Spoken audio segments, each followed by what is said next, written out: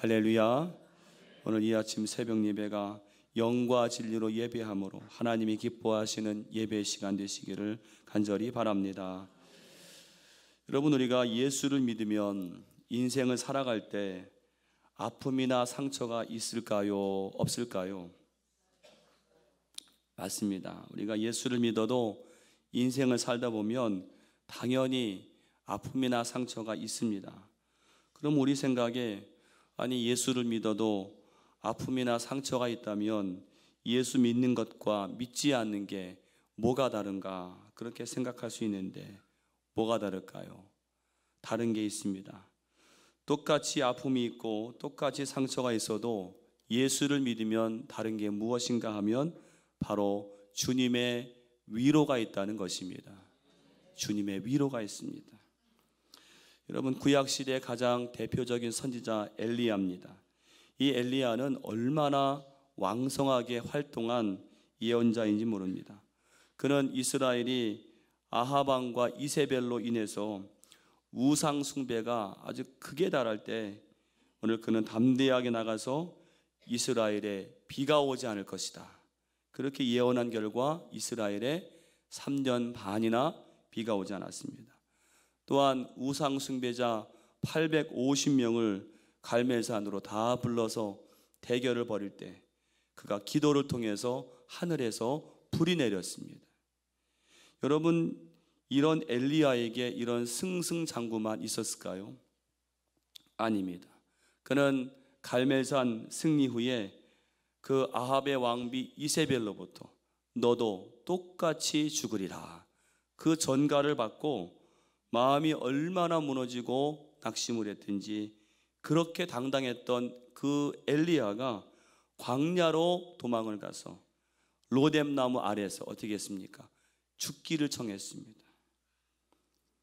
이때 이 엘리야를 보면 정말 이 사람이 그때 그 엘리야인가 싶을 정도로 그렇게 사람이 낙심을 했습니다. 그 정도로 나약하고 무력하게 되었습니다. 중요한 것은 이때 하나님께서 이 엘리야를 어떻게 대하셨는가? 그렇게 많은 기사와 이적을 행한 하나님의 선지자가 지금은 나약하게 여자의 위협을 받고 두려워서 낙심한 나머지 죽여달라고 할 때 하나님은 그를 어떻게 대하셨는가? 성경 말씀 보시면 열왕기상 19장에 보시면 하나님은 천사를 보내셔서 엘리야를 어루만지세요. 그리고 숯불에 구운 떡과 물을 주시면서 엘리야에게 일어나서 먹으라. 엘리야가 그 떡과 물을 먹고 난 다음에 다시 누웠더니 천사가 와서 또 어루만지면서 일어나서 먹으라. 여러분, 이게 무엇입니까? 하나님의 위로인 줄로 믿습니다. 여러분, 우리가 믿는 하나님은 위로의 하나님이세요. 고린도후서 1장에 보면 하나님은 모든 위로의 하나님이시다, 그렇게 말씀하고 있습니다. 우리가 하나님을 믿고 나갈 때 때로는 쓰러지고 넘어질 수 있습니다. 그때 하나님은 엘리야에게 하신 것처럼 우리에게도 다가오셔서 우리를 어루만지시며 말씀하시기를 일어나 먹으라, 그렇게 말씀하시는 줄로 믿습니다. 오늘 이 아침 이 사순절 기도회가 그러한 위로의 시간 되시기를 간절히 축원합니다. 세 가지로 함께 오늘 본문을 가지고 은혜를 나누겠습니다. 첫 번째로 주님의 가장 큰 위로는 주님이 나를 잘 아신다는 겁니다. 주님의 가장 큰 위로는 주님이 나를 잘 아신다는 것입니다. 여러분, 아기 엄마가 역시 아기 엄마가 맞구나, 아기 엄마구나 라고 여겨지는 때가 언제인지 아십니까?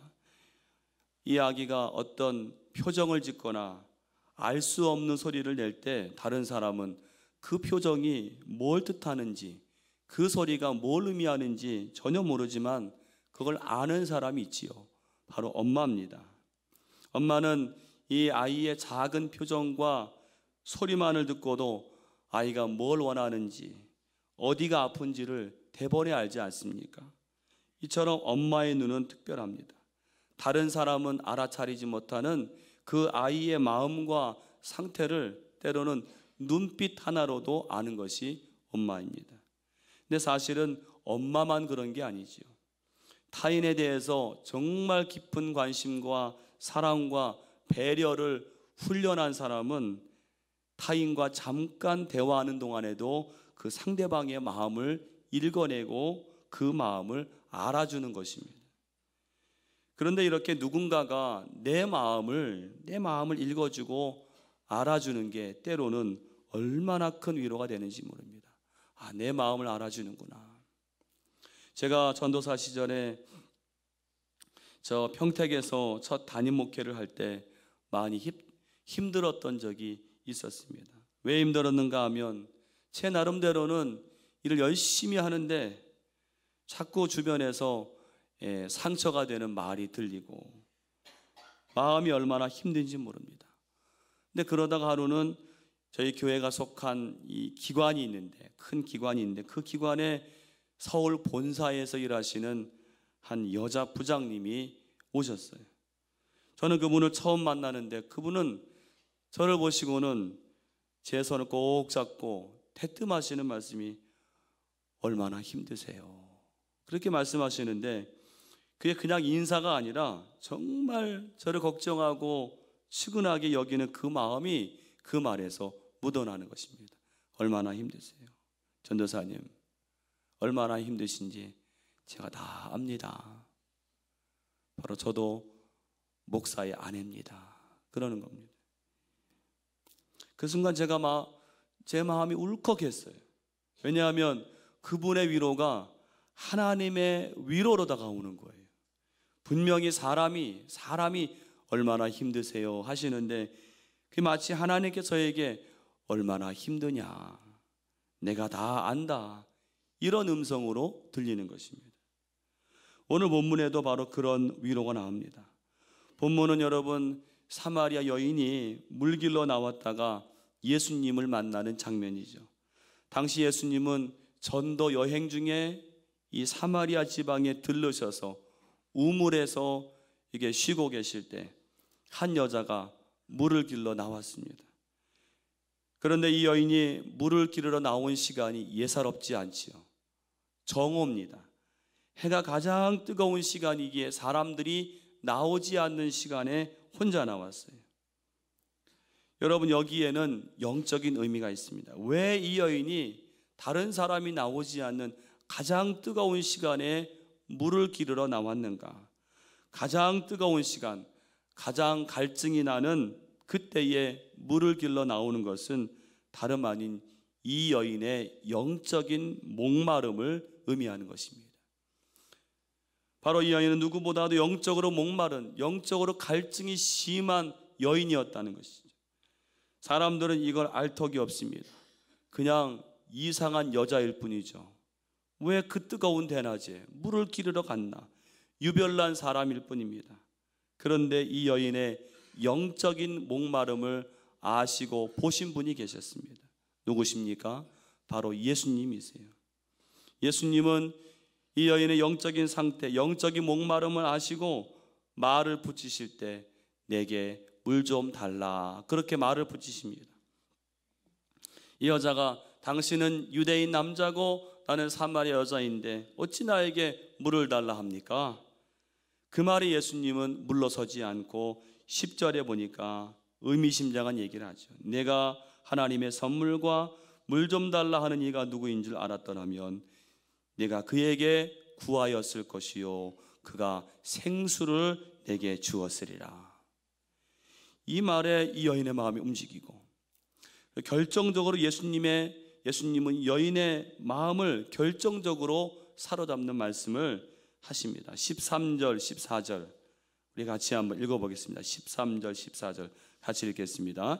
예수께서 대답하여 이르시되 이 물을 마시는 자마다 다시 목마르려니와 내가 주는 물을 마시는 자는 영원히 목마르지 아니하리니 내가 주는 물은 그 속에서 영생하도록 솟아나는 샘물이 되리라. 아멘. 이 말씀을 하시니까 방금 전만 해도 그렇게 까칠하던 이 여자가 뭐라고 하는가 하면 15절 보니까 여자가 이르되 주여 그런 물을 내게 주사 목마르지도 않고 또 여기 물 기르러 오지도 않게 하옵소서. 여러분, 여인이 왜 이렇게 뜨겁게 반응했을까요? 바로 자기 영적인 목마름을 예수님이 아셨기 때문입니다. 여러분, 오늘 우리도 마찬가지입니다. 오늘 우리도 겉으로 보기에는 다 멀쩡하고 아무런 문제가 없고 평범해 보이지만 우리 각자는 영적인 목마름에 허덕이고 있습니다. 때로는 우리 자신도 우리 자기의 영적인 목마름, 영적인 기갈을 모르고 지나갈 때가 있습니다. 그런데 감사한 것은 주님이 우리의 영적인 상태, 영적인 목마름을 아시는 줄로 믿습니다. 우리가 얼마나 영적으로 가난지, 어떤 아픔을 갖고 있는지, 어떤 상처가 있는지 우리 주님 다 아십니다. 주님이 여러분의 마음을 아시는 줄로 믿습니다. 이 아침에 그런 위로를 받으시기를 간절히 축원합니다. 두 번째로, 주님은 우리 과거의 상처와 아픔을 능히 치료하시는 분이라는 거예요. 능히 치료하시는 분입니다. 여러분, 사람들은 누구나 남에게 말 못할 그런 아픔과 상처, 가슴에만 묻어두고 살아가는 아픔과 상처가 있습니다. 겉으로는 멀쩡해 보여도 때로는 아주 기가 막힌 사연들을 안고 살아갑니다. 근데 보통은 그것을 내놓지 않지요. 자꾸 묻어둡니다. 왜냐하면 그걸 드러내면 수치스럽고 창피하기 때문이고, 또 그걸 들추어내면 마음이 아픕니다. 그러니까 그냥 묻어두고 살아가는 것입니다.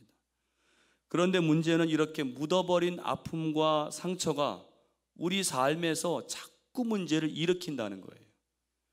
여러분, 우리가 기억해야 할 것은 아픔과 상처는 묻어둔다고 사라지는 게 아닙니다. 그 아픔과 상처는 똑같은 조건과 환경이 생기면은 어떤 식으로든 표출되게 되어 있습니다. 한 여자가 어릴 적 아버지로부터 심한 학대를 받아서 아버지에 대한 상처가 있습니다. 아버지 하면 아주 진절머리가 납니다. 이분이 예수를 믿고 아버지로 인한 상처를 잊어버리고 그걸 묻고 잘 지냅니다. 근데 한 번은 예배를 드리는데 하나님 아버지를 고백하는 대목에 가서 목이 막히는 거예요. 하나님이 육신의 아버지도 아닌데 아버지라는 말을 도저히 할 수가 없는 것입니다. 아버지에 대한 상처를 잘 묻어두면 더 이상 나를 괴롭히지 않겠다 했지만은 그 아픔은 계속 남아서 그녀를 괴롭혔던 것입니다. 오늘 본문에 나오는 이 사마리아 여인도 과거에 아주 큰 상처와 아픔을 가진 사람이었는데 이 여인 역시 그 아픔과 상처를 잘 감추고 살아온 사람입니다. 그런데 오늘 본문에서 예수님은 놀랍게도 이 여인이 감추고 살아온 그 아픔과 상처를 드러내게 하시는 거예요. 우리 그 내용이 16절로 18절입니다. 우리 그 말씀 같이 한번 16절로 18절 같이 읽겠습니다. 이르시되 가서 내 남편을 불러오라. 여자가 대답하여 이르되 나는 남편이 없나이다. 예수께서 이르시되 내가 남편이 없다 하는 말이 옳도다. 너에게 남편 5이 있었고 지금 있는 자도 내 남편이 아니니 내 말이 참되도다. 아멘. 바로 이 여인의 상처와 아픔은 다름 아닌 남편에 대한 것이었습니다. 이 여인에게 남편이라는 존재는 살짝 건드리기만 해도 너무나도 아픈 과거입니다. 그런데 놀라운 것은 지금 자기 앞에 있는 유대 선지자가 내 남편을 불러오라. 여인이 말하기를 나는 남편이 없습니다. 그랬더니 예수님께서 뭐라 하시는가 하면 내가 남편이 없다 하는 말이 옳도다. 예수님은 여자가 남편이라는 이 문제를 피하려고 하자 일단 긍정은 하시면서도 동시에 그 상처와 아픔을 계속 드러내십니다. 여러분은 왜 예수님께서 여인이 이토록 피하고 싶은 그 아픔과 상처를 왜 계속 드러내게 하실까요? 그것은 바로 예수님은 우리 인생이 가진 어떤 아픔과 상처라도 능히 고치고 싸매시는 분이시기 때문인 줄로 믿습니다. 예수님은 능히 싸매고 고치시는 분이기 때문에 그걸 드러내게 하시는 거예요. 여러분 그렇지 않습니까? 똑같은 상처라도요, 내가 만지면, 내가 자꾸 상처를 만지면 곪고 상처가 더 깊어지지만, 의사가 만지면 의사는 그걸 째고 짜는데도 결국에는 낫는다는 말입니다. 여러분, 바로 우리 예수님은 우리 인생의 구원자가 되실 뿐만 아니라 우리가 가진 아픔과 상처 어떤 것일지라도 우리 예수님은 능히 고치시고 싸매시고 치유하는 분인 것을 믿으시기를 바랍니다. 그 예수님으로 말미암아 치유의 은총이 저와 여러분에게 있으시기를 축원합니다. 세 번째로, 주님의 위로와 치유는 사명으로 이어져야 한다는 것입니다. 주님의 위로와 치유는 사명으로 이어져야 된다. 우리 주님은 우리가 가진 아픔을 위로하고 치유해 주기를 원하시는데, 동시에 원하시는 게 뭐냐면 상처를 치유하고 위로받는 것에 머물기를 원하지 않으신다는 거예요. 정말 주님을 통해서 아픔을 치유받은 사람은 아픔의 치유에서 머물지 않고 새로운 사명으로 나아가는 것입니다. 오늘 본문의 이 사마리 여자를 보시면 그걸 알 수 있습니다. 그녀는 아픔과 상처를 치유받고 결국에는 이 예수가, 이분이 그리스도시구나라는 것을 알게 되었습니다. 그리고 나서 어떻게 했습니까? 가만히 있었습니까? 아닙니다. 28절, 29절 보니까 어떻게 합니까? 우리 28절, 29절 말씀 같이 읽겠습니다. 여자가 물동이를 버려두고 동네로 들어가서 사람들에게 이르되, 내가 행한 모든 일을 내게 말한 사람을 와서 보라, 이는 그리스도가 아니냐 하니. 아멘. 바로 여자는 상처를 치유받고 위로받은 다음에 그냥 있는 것이 아니라 물동이를 버려두고, 여러분, 예수님을 만난 사람의 감격은 이런 것입니다. 오늘 이 여자는 자기가 우물에 온 목적조차도 잊어버렸습니다. 그래서 물동이를 버려두고 동네로 들어갔습니다. 여러분, 이런 예수 만난 감격이 저와 여러분에게도 있으시기를 간절히 축원합니다. 예수 만난 자의 감격은 내가 구하던 세상적인 것을, 내가 구하던 그 모든 세상적인 것을 다 잊어버릴 정도의 감격인 것입니다. 예수만 보이는 것입니다. 오늘 여인이 물동이까지 버려두고 왜 동네로 들어갔는가? 자기가 만난 그리스도를 사람들에게 빨리 말해주고 싶었기 때문입니다. 한시라도 빨리 이 사실을 전해주고 싶어서 견딜 수 없었다는 말입니다. 와서 보라, 이는 그리스도가 아니냐. 오늘 이와 같은 감격과 이와 같은 사명의 모습이 저와 여러분의 모습이 되시기를 축원합니다. 이 사순절 기도에 받은 은혜를 가지고 이번 총력전도에 이 여인처럼 나아가서 내가 받은 이 감격과 이 위로를 증거하실 때 전도의 놀라운 역사 있으시기를 간절히 축원합니다. 저 안산에서 목회하시는 어떤 목회자의 신앙 간증입니다. 그는 청년 때 폐병에 걸렸다가 기적적으로 그걸 나은 다음에 신학을 공부해서 목사가 되신 분인데, 본래 신앙인이었던 그가 병으로 지방 요양원에 있었을 때 같이 있는 동료 환자에게 예수 그리스도를 믿으라고 했습니다. 이제 그 환자가 정말 믿을까 하는 마음으로 그 같은 병실에 있는 동료 환자에게 예수를 믿으라고 했는데, 아니, 그 환자가 그날로 내가 예수를 믿겠다고 그렇게 하는 거예요. 그런데 그게 너무 기쁘더라는 거예요. 너무 기쁜 나머지 밤잠을 이룰 수가 없는 가운데 비몽사몽간에 하나님의 음성을 들었어요. 하나님이 뭐라고 하시는가 하면, 너 정말 기쁘냐? 너 정말 기쁘냐? 그렇게 물으시는 거예요. 그때 이분이 예, 제가 너무 기쁩니다. 감격으로 대답을 하니까 하나님께서 말씀하시기를 내 병이 나았다. 그렇게 말씀하시네요. 전도의 그 감격, 내가 만난 예수님을 전할 때 그 감격을 느끼는 순간에 내 병이 나았다. 여러분, 이와 같은 기도의 응답의 기적이 저와 여러분에게도 있으시기를 간절히 축원합니다. 기도하겠습니다. 우리를 지으시고 우리를 부르신 하나님, 하나님은 우리를 구원하실 뿐만 아니라 우리의 위로자가 되심을 우리가 믿고 감사를 드립니다. 내 영혼의 갈급함, 내 영혼의 목마름을 아시는 주님께 오늘도 우리 영혼을 다 내어놓고 주님으로 말미암아 영원히 목마르지 않는 생수를 얻게 하여 주시옵소서. 우리 속에 감추어진 아픔과 상처를 주님께 드러내고 치유받게 하여 주시옵소서. 그래서 그 감격을 가지고 주님을 아버지 세상에 증거하며 와서 보라 이는 그리스도가 아니냐 전도할 수 있는 저희들 되게 하여 주시옵소서. 오늘도 특별한 믿음을 가지고 기도하는 주의 성도들 다 들어응답하여 주시옵시고 영과 육의 질병들이 다 물러가게 하여 주시옵소서. 오늘 사마리아 여자에게 오셨던 그 예수님 오늘 이 시간에 나를 만나 주시옵시고 놀라운 치유와 기적의 은총이 임하게 하여 주시옵소서. 특별한 믿음을 가지고 드려진 예물 주님께서 흠양하시고 응답하여 주시옵소서. 예수님의 이름으로 기도하옵나이다. 아멘.